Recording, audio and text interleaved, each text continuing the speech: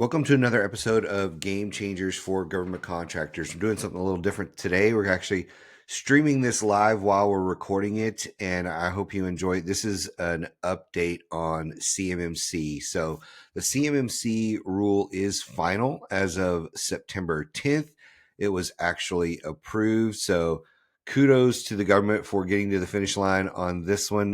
We'll see how much everything sticks, but I'm really interested in what's going on with this rule this time. So DoD has published the final DFARS rule, which makes CMMC a contractual requirement. It's probably one of the most significant changes to hit DoD in a really long time. It's pretty cool. So look, the big changes is effective November 10th. That's when the date when CMMC clauses can officially appear in contracts and solicitations. There's a 3-year ramp up. So the DoD will phase in CMMC requirements through November 10th, 2028. And when all applicable contracts will carry CMMC, there's 3 levels of certification. Level 1 is for contractors handling only federal contract information, or FCI, and that is an annual self-assessment.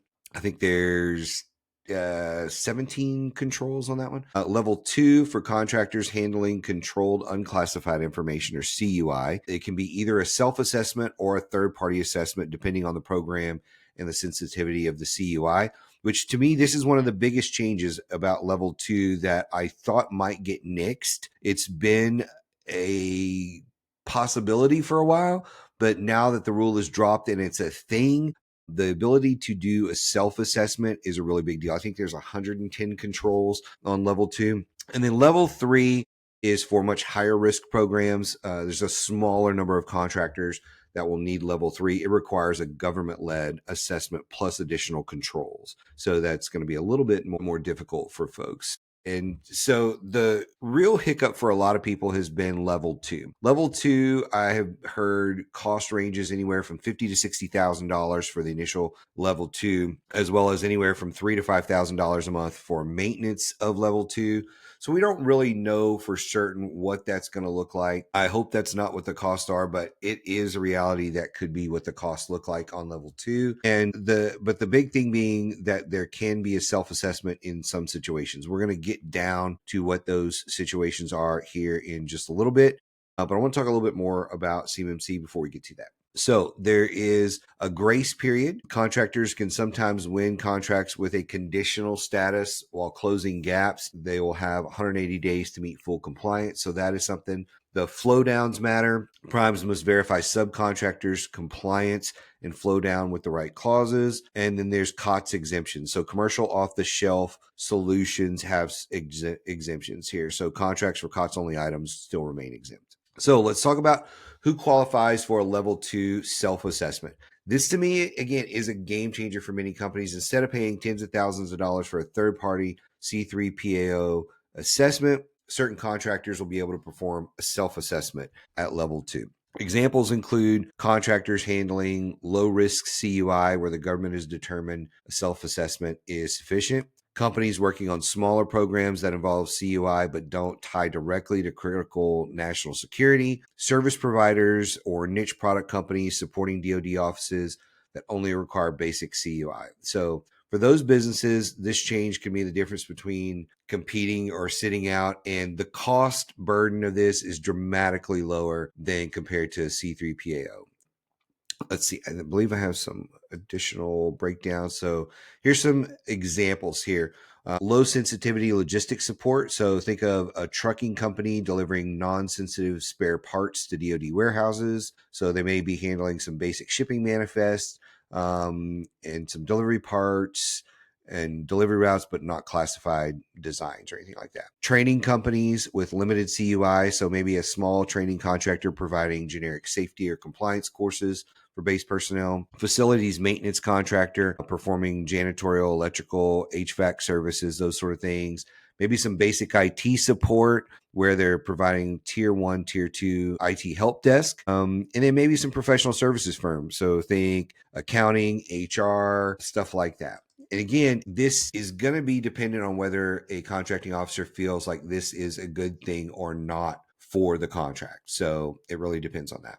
So sometimes solicitations are going to have those things in them, even when they shouldn't. So here's the strategy tip for you. If you are doing any kind of ghosting, which we define ghosting as being able to bake in requirements pre-solicitation or once a solicitation hits the street during the Q&A period, ghosting is where you are recommending things to the government or recommending they take things out of their requirements. And so every company should add CMMC to their ghosting list. So you should be talking pre-acquisition of the government, what CMMC level this contract should require that you're talking to them about.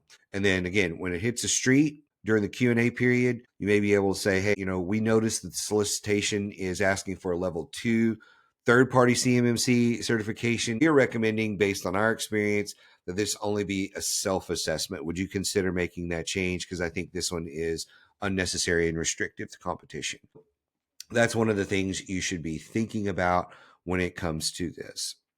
So what should you be doing next? Well, you should assess your current CMMC posture right now. So do you handle FCI or CUI? Which level do you think you're going to need? Get your policies and procedures and everything in order at this point, because you're going to need all of that as you go through. Even on the self-assessment, you're going to need to know those kind of things and make sure you are looking. There is something you look at. It's NIST, NIST, SP 800-171. The controls are in there and you can take a look at that. You should start planning your budget. Do you need new tools, staff, a third-party assessment? What are you going to need to be competitive in your market? Which assessment level are you going to need? You need to plan your budget on this. You need to start educating your teams and your subs. Make sure subcontractors are on board and align with this, and they're moving forward to get their butt in order as well, because this is a big deal. And I know a lot of people think, well, it's not really going to hit us. It's not going to be a big deal. It's going to be a big deal, either at level 1 or level 2 self-assessment or level 2 third-party assessment. You're going to need to do these things. And if you don't even know what level 1 self-assessment is, you need to get on that right away.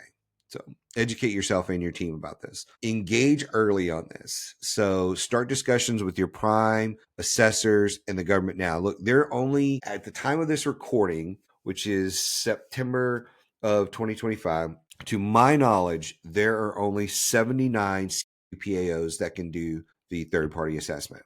There are thousands and thousands of contractors. Once the mad rush happens on this, you're not necessarily going to be able to call some up and say, hey, can we get on the list and start getting this done and get it done in, a couple months. When you're talking 100 plus areas of the business and controls that need to be put in place, you are talking months of work right there. Some of it can be done fast, but if you don't have the right tools or processes, procedures, it's going to take time to write all that.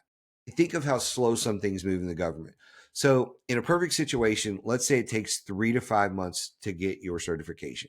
It could be faster, probably 2 months.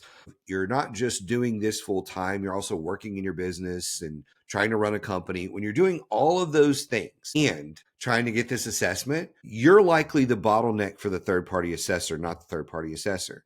Now add a bottleneck of the third-party assessor, and something that should take 2 or 3 months might take 6 or 9 months. Or you may be on a wait list where it's going to be 6 months before you can even get started. So you need to engage this early and start moving on it. That is probably my biggest point of this whole thing, is engage early on this. So I'd love to hear what you think about this. Will level 2 self-assessment option be helpful to small and mid-sized companies? Will it help them stay in the game? Will it still be just difficult and you not be able to get anywhere with this? Will the third-party assessment eventually become what actually has to happen at level 2? Will that be the thing that actually kills small business and pushes them out of the market because it's just too expensive? I'd love to hear your thoughts on all of this. Thank you for watching today. I hope this was helpful. If you have any questions for me, as always, reach out to us either on LinkedIn or by email. We'll see you next episode.